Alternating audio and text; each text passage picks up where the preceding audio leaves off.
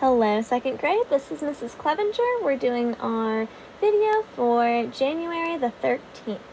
We're going to go over our sounds again with these letters. Please say them with me. A, B, K, D, E, K, I, G, M, A, T, W, X, Y, Z, W, Ch, Sh,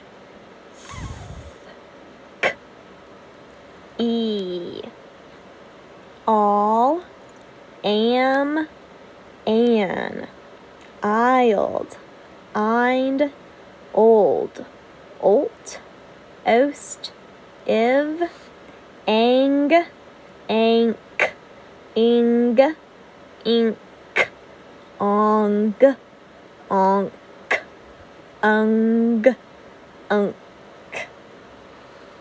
AR, car, R. OR, horn, or. ER, her, IR, bird, UR, burn, AI, bait, A. AY, play, A. EE, jeep, E. EA, eat, E. EY, key, E. We'll focus on these ones the next time so we don't run out of time. I have a few questions. Which vowel team down here can say or? OR, horn, or. Which vowel team down here says There's actually 3 of them. Which one can say ER, her, IR, bird, and UR, burn, They all say ER, IR, and UR. Hi, second grade. This is our lesson for January the 13th.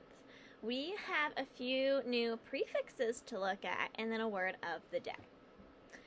Prefixes are parts of a word that go in front of a base word. So if you remember, we've been working a lot with suffixes, and they come at the end, like the S to make a word plural, or ED to make the word happen in the past. But now we're adding these to the beginning of a word. It's a prefix. It happens at the beginning or first. And it can change the meaning of the word a little bit. So let's take a look at the ones I have on the board. The first one I have is pre, P-R-E, pre.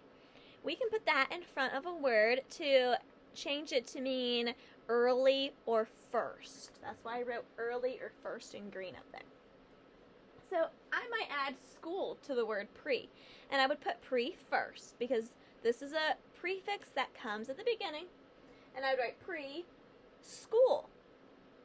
What would preschool mean then?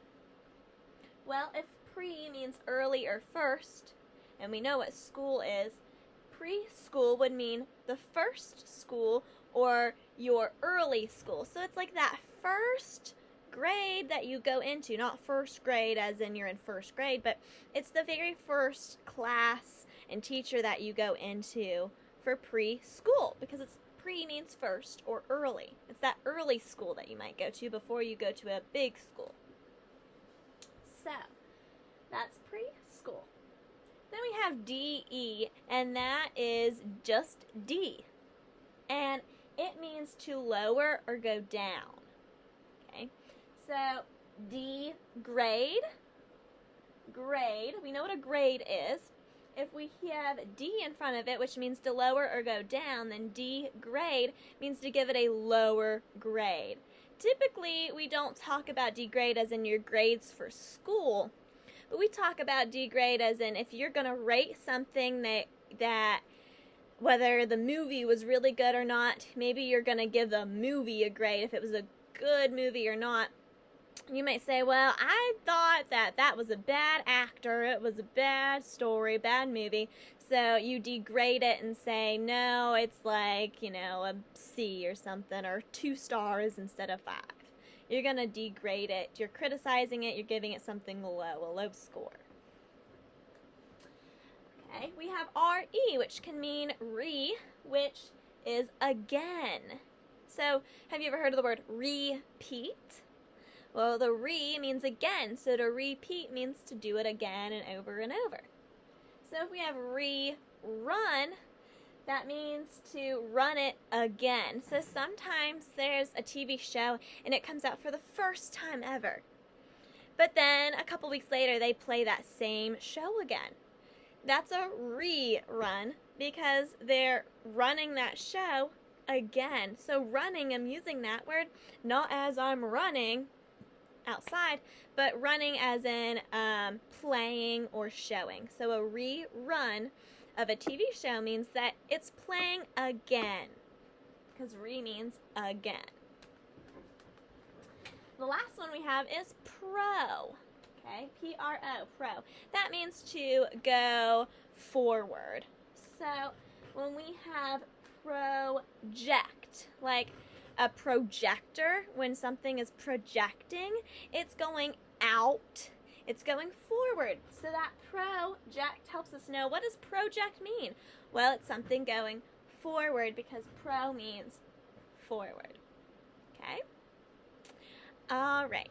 So those are just some suffixes. We'll do more work with them throughout the next few weeks, but I just wanted to introduce you to them. Again, we have pre, pre means early. D-E, D means lower. R-E, means again. P-R-O, pro means forward. Alright, I'm clearing our board because we now have a word of the day to do. This word of the day is going to have 2 syllables and an E sound at the end. So the word is duty. Duty is kind of like your job or what you have to do. Think about some of your duties maybe at home. One of my duties at home is to help with the dishes. Maybe one of your duties is to make your bed or feed your pets. A duty is like a job or a chore. So, we are going to first spell it, then mark it up, and then use it in a sentence. So, duty, duty, duty. So first to hear d, d, d. D dog d. So I'm going to write D down. D. And then this can be a little tricky because we hear a oo sound or like a U sound. So it is the letter U, but it's not saying D, oo, oo. Remember, U as a long sound can say oo. Okay? Do, t, e, t, e. So I want t. Then I have the E sound. It's not going to be E. What letter is it going to be? Y. Remember, Y can sometimes say E. Now I need to mark it up. I first want to scoop the 2 parts. Remember, the Y can't be by itself, so I have to have the T with it. And if we feel by clapping or with our chins where it would break up, that would make sense too. We have do, T. So it's do, and then the T-Y. T. So I just look at this first syllable, and I see the D and the U. And the U is left open. There isn't anything after the U in that scoop to close it in. So it's open. And then it's not saying like you up It doesn't say duty. It says duty. So I put a line or a macron over it. Okay, that says it's not saying the short sound, it's saying a long sound. Then I look at my T part. Okay. Is there anything after the Y to close it in? No. So I'm going to say it's open. And I want to say that it says E. Duty. All right. We are now going to use it in a sentence. Again, when you go to write this for your assignment, you can do a different sentence than mine. Yours does not have to match. Okay? I'm going to write my duty is to sweep. Maybe I got to go home and sweep the floors. Okay? Make sure you start with a capital letter and end with punctuation.